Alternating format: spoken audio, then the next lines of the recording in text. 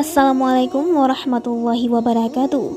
Sahabat Kepoin Islam yang beriman, tahukah kalian, bahkan sebelum Rasulullah lahir ke muka bumi, Allah sudah lebih dulu mengabarkan tentang kedatangannya dalam kitab Taurat dan kitab Injil. Bagaimanakah isinya? Simak kisah selengkapnya hanya di sini. Sebelum lanjut, jangan lupa like, komen, dan subscribe, dan aktifkan lonceng notifikasinya untuk mendapatkan info dan video terbaru dari channel YouTube Kepoin Islam. Rasulullah tidak pernah melaksanakan haji sesudah berhijrah kecuali sekali saja. Itulah yang disebut dengan Hajjatul Islam dan Hajjatul Wada. Ibadah haji baru diwajibkan pada tahun 6 Hijriah menurut pendapat sebagian ulama, sedangkan menurut sebagian lainnya pada tahun 9 Hijriah.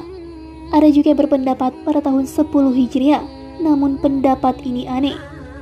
Lebih aneh lagi, pendapat yang diriwayatkan oleh Imam Al-Haramain dalam An-Nahaya, yang dinukil dari pendapat sebagian sahabatnya, yaitu bahwasanya haji diwajibkan sebelum hijrah. Adapun umrah, Rasulullah melakukannya sebanyak 4 kali, yaitu umrah Hudaybiyah yang sempat terhalangi, umrah qadha sesudahnya, kemudian umrah Ji'rana, dan terakhir umrah bersama haji. Rasulullah melaksanakan haji sebelum hijrah 1 kali. Namun, terdapat pendapat lain yang lebih tepat, yakni lebih dari 1 kali. Sebab, Rasulullah biasa keluar pada malam-malam musim haji untuk mengajak umat manusia kepada agama Allah. Semoga Allah melimpahkan salawat dan salam kepada beliau hingga hari kiamat. Selanjutnya, seperti yang telah kita bahas sebelumnya, ada banyak peperangan yang pernah diikuti oleh Rasulullah. Namun, berapakah jumlah peperangan yang telah diikuti oleh Rasulullah dan berapa pasukan perang yang diutus oleh beliau? Mengenai peperangan Nabi, Muslim telah meriwayatkan dari hadis Abdullah bin Buraidah bin Al-Hasib Al-Aslami dari ayahnya. Ia menceritakan, Rasulullah berperang sebanyak 19 kali. 8 di antaranya beliau terlibat langsung dalam pertempuran. Diriwayatkan dari Zaid bin Arqam, ia berkata, Rasulullah berperang sebanyak 19 kali. Aku ikut bersama beliau dalam 17 peperangan di antaranya. Muhammad bin Ishaq menyatakan, jumlah peperangan yang diikuti langsung oleh Rasulullah adalah 27 kali. Sementara jumlah pasukan yang pernah beliau kirim sebanyak 38 ekspedisi. Ibnu Hisham menambahkan jumlah ekspedisi dan pengiriman pasukan lebih banyak daripada yang disebutkan oleh Ibnu Ishaq. Nabi Muhammad SAW diutus oleh Allah untuk menyampaikan risalahnya. Di samping itu, beliau juga diberi kehebatan dan mukjizat yang luar biasa. Berikut adalah tanda-tanda kenabian Muhammad secara global atau umum, karena akan membutuhkan berjilid-jilid kitab apabila diperinci. Para ulama telah mengumpulkan lebih dari 1000 mukjizat Rasulullah. Mukjizat yang paling mulia dan paling agung adalah Al-Quran Al-Karim. Sebagaimana disebutkan dalam firman-Nya, yang tidak datang kepadanya atau Al-Quran kebatilan, baik dari depan maupun dari belakangnya, yang diturunkan dari Rabb yang maha bijaksana lagi maha terpuji. Quran Surah Fussilat ayat 42.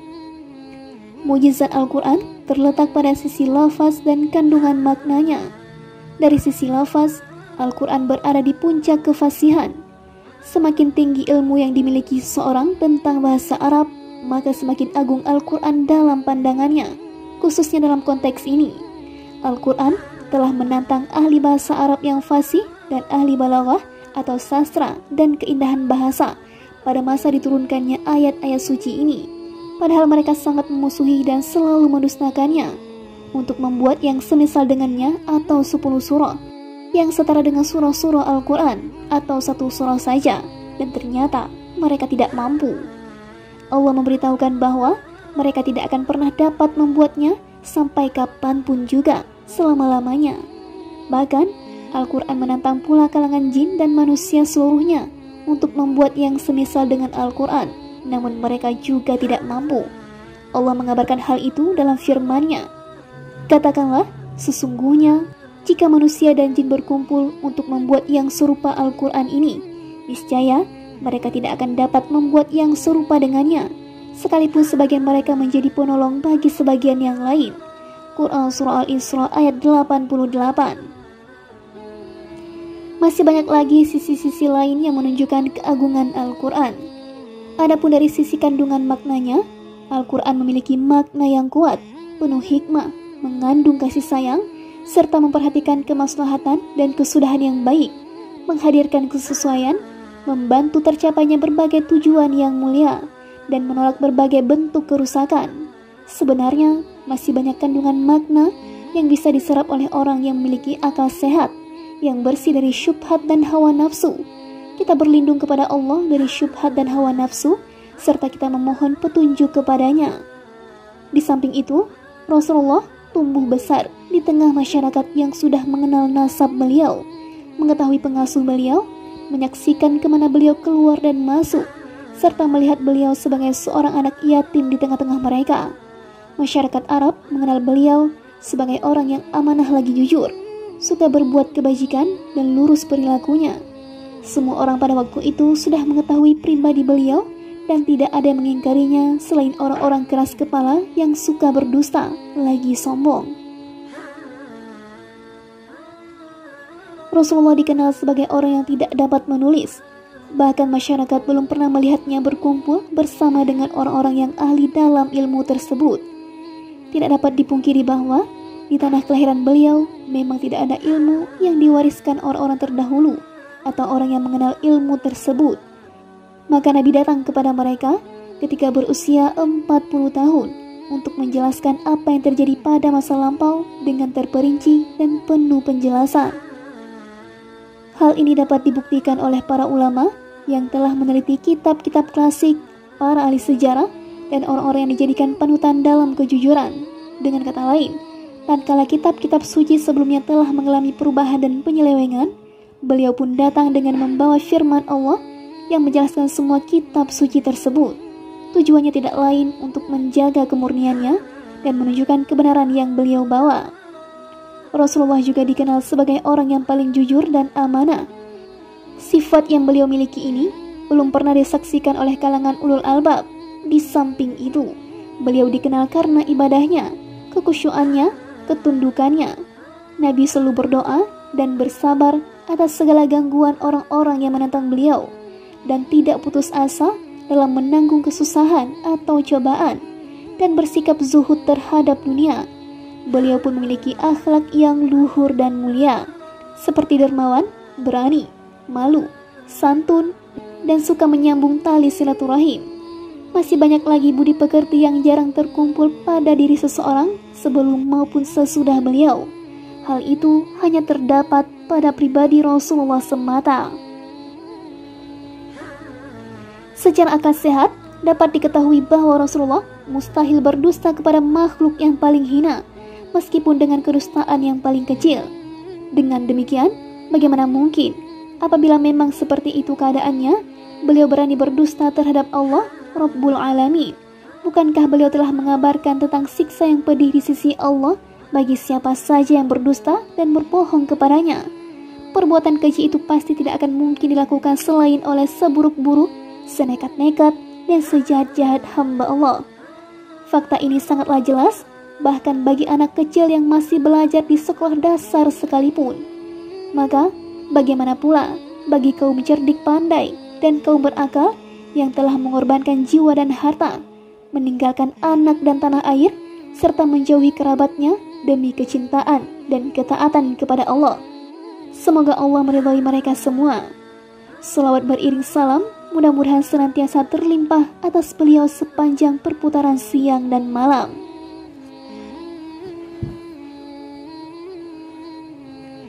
Di antara bukti kenabian Rasulullah ialah apa yang tercantum dalam Al-Quran dan hadis-hadis sahih, seperti hal-hal gaib yang terjadi pada masa mendatang, yang sama persis dengan apa yang dikabarkan dalam Al-Quran, seperti anak panah yang dibariskan sejajar.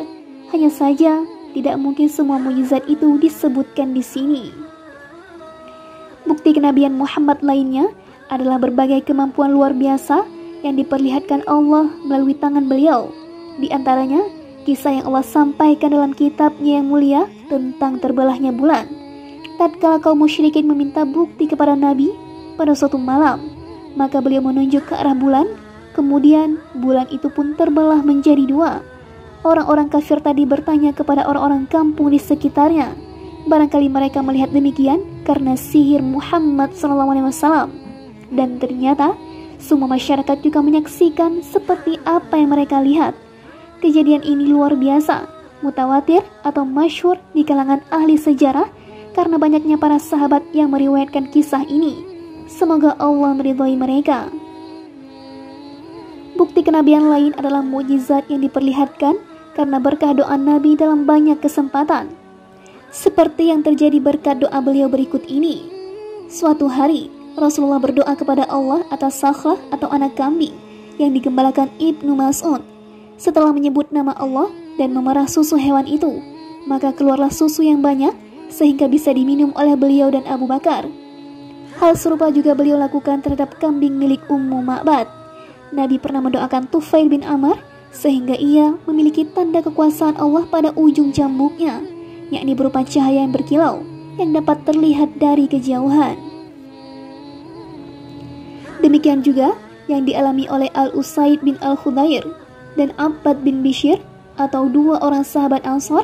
Mereka berhasil keluar dari rumah Rasulullah pada suatu malam yang gelap gulita.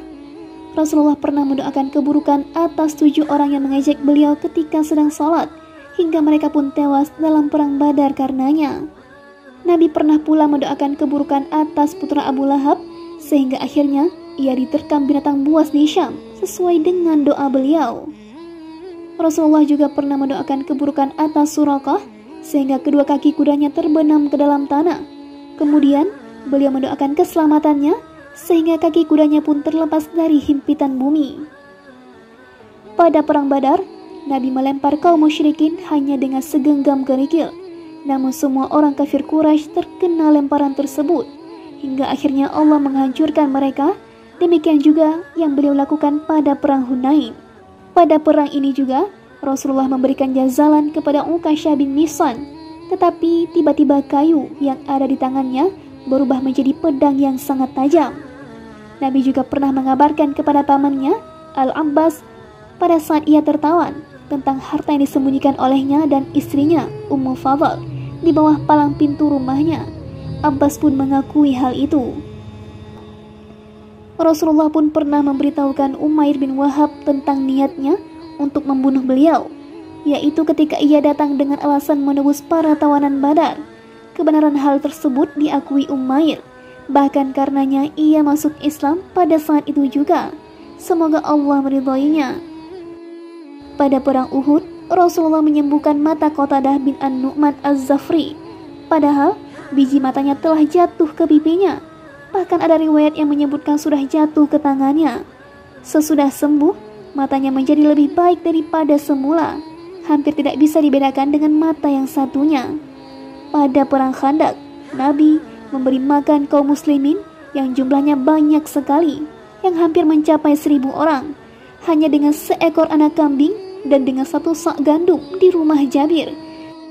Sebagaimana pada hari itu juga, beliau memberikan makan mereka dengan beberapa butir kurma yang jumlahnya sedikit, yang dibawa oleh anak perempuan Bashir. Rasulullah juga pernah memberi makan sekitar 80 orang dengan makanan yang hampir bisa digenggam oleh tangan beliau yang mulia. Hal serupa juga beliau lakukan saat pesta walimah beliau dengan Zainab binti Jahsy. Adapun yang terjadi pada perang Tabuk lebih menghebohkan lagi. Nabi memberi makan seluruh pasukan dan memenuhi seluruh nampan mereka hanya dengan makanan sebesar rabdah. Beliau pernah pula memberikan kepada Abu Hurairah sebuah mizwadan atau berisi kurma.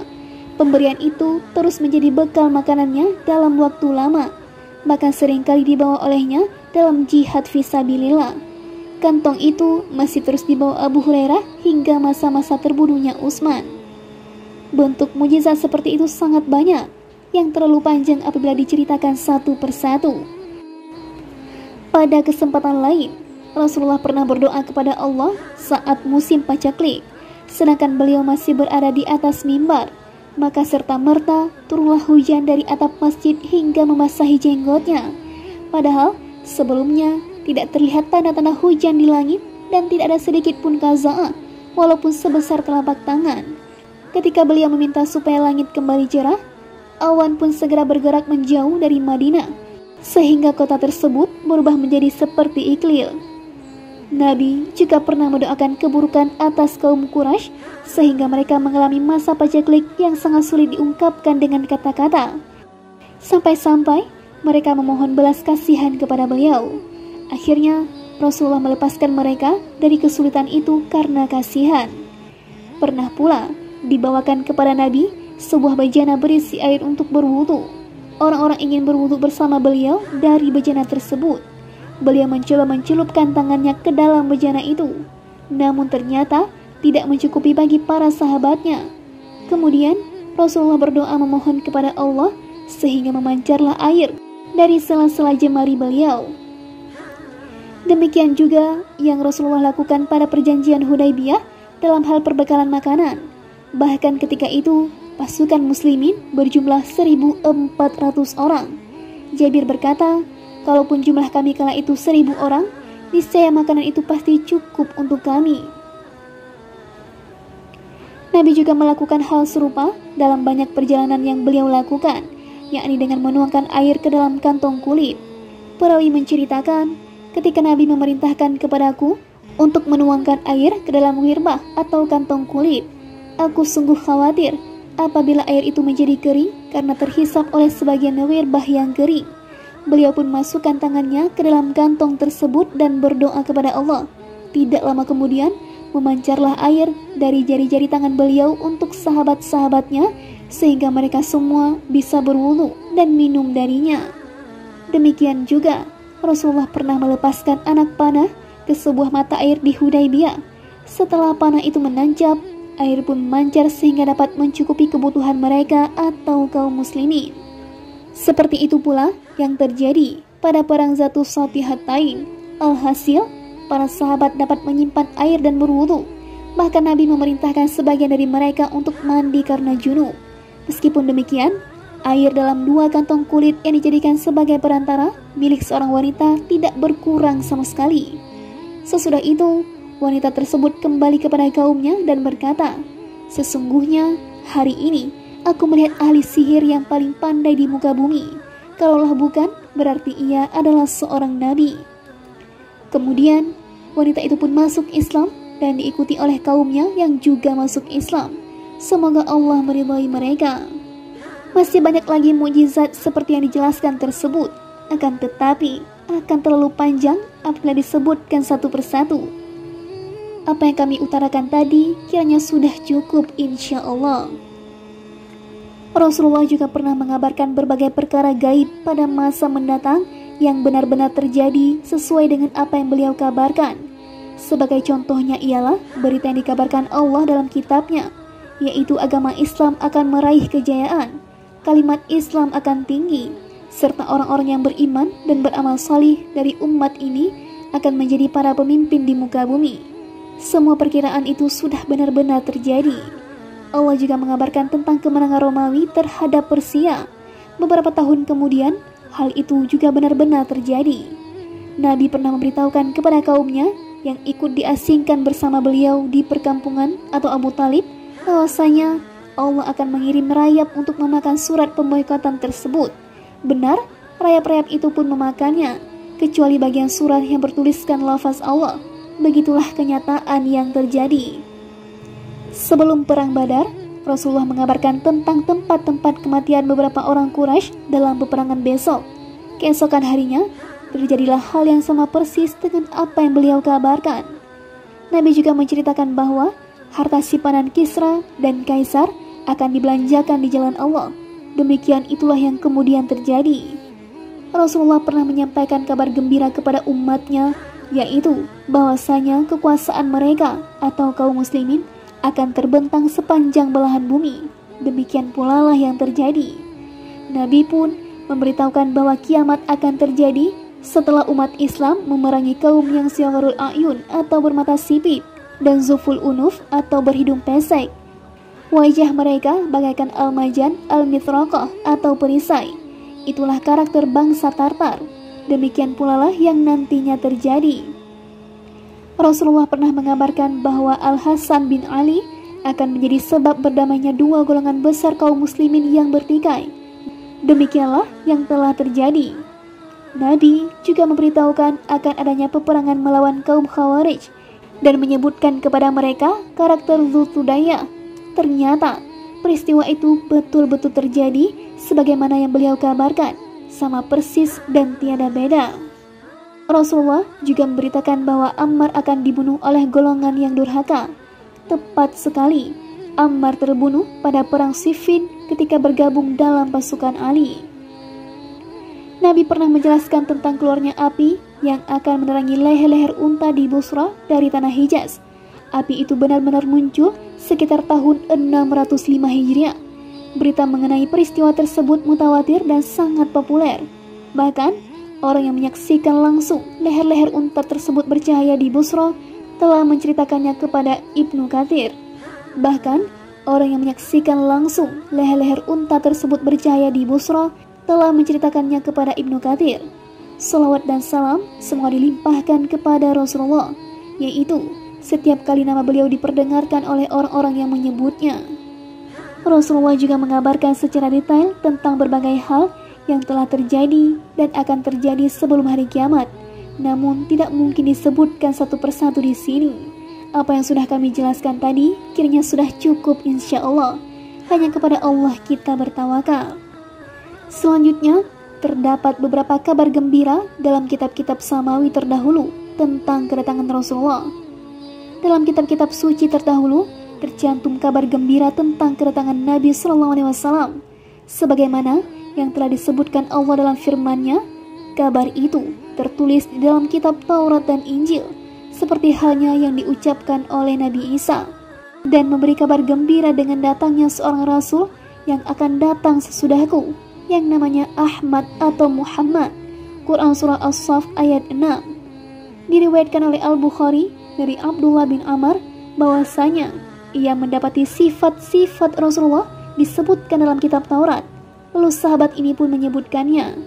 Dalam kitab Taurat yang diakui kebenarannya oleh kaum Yahudi sekarang, yaitu pada kitab pertama, disebutkan bahwa Allah menampakkan dirinya kepada Ibrahim dan berfirman kepadanya, "Bangkitlah dan berjalanlah di muka bumi ke seluruh penjurunya yang melintang dan membujur untuk kehormatan anakmu." Sudah dimaklumi bahwasanya tidak ada yang berhasil memiliki atau menguasai bumi bagian barat dan bagian timur selain Nabi Muhammad SAW. Sebagaimana tercantum dalam hadis sahih berikut ini, Rasulullah bersabda, "Allah telah menggulung bumi untukku sehingga aku dapat melihat bagian timur dan baratnya. Sungguh kekuasaan umatku akan mencapai seluruh bagian bumi yang digulung tersebut." Dalam kitab Taurat juga disebutkan bahwa Allah berfirman kepada Ibrahim, "Adapun Ishak akan muncul keturunanmu dari dirinya. Sementara itu, aku memberikan berkah kepada Ismail. Aku memperbanyak keturunannya dan aku memberinya keagungan. Anak keturunannya aku jadikan seperti bintang-bintang di langit." Sampai kepada firman-Nya, "Dan kami muliakan dirinya dengan kemunculan Ma'az yakni Muhammad." Diriwayatkan juga bahwa nama beliau adalah Ahmad. Disebutkan, "Kemudian aku menjadikannya orang yang mulia dan sangat mulia." Disebut Jaddan artinya mulia dan sangat mulia. Masih dalam kitab itu juga disebutkan, sesungguhnya Allah berjanji kepada Ibrahim bahwasanya Ismail akan menjadi orang yang memiliki kekuasaan atas seluruh umat. Setiap umat manusia akan berada di bawah kekuasaannya, dan ia akan menetap di setiap negeri saudara-saudaranya. Ahlul Kitab dan yang lainnya mengetahui bahwa Ismail tidak pernah masuk ke negeri Syam, juga tidak pernah menetap di negeri-negeri saudaranya. Semua itu hanya dilakukan oleh keturunannya, yakni Nabi Muhammad SAW. Tidak ada seorang pun pula dari kalangan Arab yang menguasai Syam dan Mesir sebelum umat Muhammad. Penaklukan kedua negeri tersebut terjadi pada masa kekhalifahan Abu Bakar As-Siddiq dan Umar Al-Faruq. Semoga Allah meridhai keduanya. Pada kitab keempat, Taurat yang ada di tangan mereka sekarang disebutkan, seorang nabi yang akan aku lahirkan dari kerabat saudara mereka, seperti Muhai Musa aku akan jadikan firmanku pada lisannya. Sudah dimaklumi bahwa mereka atau kaum Yahudi pasti mengetahuinya. Demikian pula diketahui oleh setiap orang bahwasanya Allah tidak pernah mengutus seorang pun dari keturunan Ismail sebagai nabi selain Muhammad SAW. Bahkan di antara nabi-nabi Bani Israel tidak ada yang menyerupai Musa selain Isa. Sementara itu, kaum Yahudi tidak mengakui kenabian Isa. Di samping itu, Isa juga bukan berasal dari anak saudara mereka karena nasabnya bersambung dari pihak ibunya. Maka dari itu, pasti yang dimaksud atau keturunan Ismail adalah Nabi Muhammad SAW. Di antara contoh lain terdapat di bagian penutup Taurat, yakni pada akhir kitab kelima, Allah datang dari Sinai dan memancarkan cahayanya dari arah Sair, lalu membumbung tinggi dari gunung Faran. Artinya, syariat dan cahaya Allah datang dari bukit Sinai, tempat Allah berbicara kepada Musa. Sesudah itu, ajaran itu memancar dari arah Sair, yakni gunung tempat Nabi Isa dilahirkan dan diutus. Setelah itu, cahaya itu melambung dari gunung Faran, yaitu Makkah. Dalilnya adalah Allah memerintahkan Ibrahim untuk membawa pergi Ismail ke gunung Faran. Sebagian ulama berdalil atas kebenaran riwayat ini dengan sumpah Allah yang menyebutkan 3 tempat tersebut dari level terendah hingga yang paling tinggi, yaitu dalam firman-Nya, demi buah tin dan buah zaitun, dan demi bukit Sinai, dan demi kota Makkah ini yang aman. Quran Surah At-Tin ayat 1 sampai dengan 3. Dalam kitab Taurat disebutkan tempat-tempat itu sesuai dengan tempat yang sesungguhnya, satu persatu, sesuai dengan cahaya yang muncul pada tempat masing-masing. Sementara dalam Al-Quran, ketika bersumpah dengan menyebut nama ketiga tempat tersebut, Allah menyebutkan tempat kelahiran Isa, Musa, lalu Muhammad, dari yang terendah hingga yang paling tinggi. Semoga salawat dan salam terlimpahkan kepada mereka semua. Sebab kebiasaan orang Arab apabila bersumpah ialah menyebutkan sesuatu yang terendah terlebih dahulu, baru kemudian yang lebih tinggi. Demikian juga kitab Zabur Nabi Daud dan berbagai berita kenabian yang ada sekarang di tangan Ahlul Kitab. Ternyata di dalamnya terkandung banyak kabar gembira tentang kedatangan Nabi Muhammad SAW sebagaimana diceritakan oleh mereka yang sudah masuk Islam, baik dahulu maupun sekarang. Di dalam Injil sendiri disebutkan Al-Farqalith yang digambarkan sifat-sifatnya sama persis seperti sifat Nabi Muhammad. Bahkan penjelasan Asy'aya dan Armaya sangatlah jelas bagi orang yang mau membacanya. Segala puji bagi Allah, segala karunia dan hujah yang jelas hanyalah darinya. Demikianlah kisah lanjutan tentang Rasulullah SAW. Semoga salawat dan salam tetap tercurahkan kepada beliau hingga hari kiamat. Amin, amin ya rabbal alamin. Wassalamualaikum warahmatullahi wabarakatuh.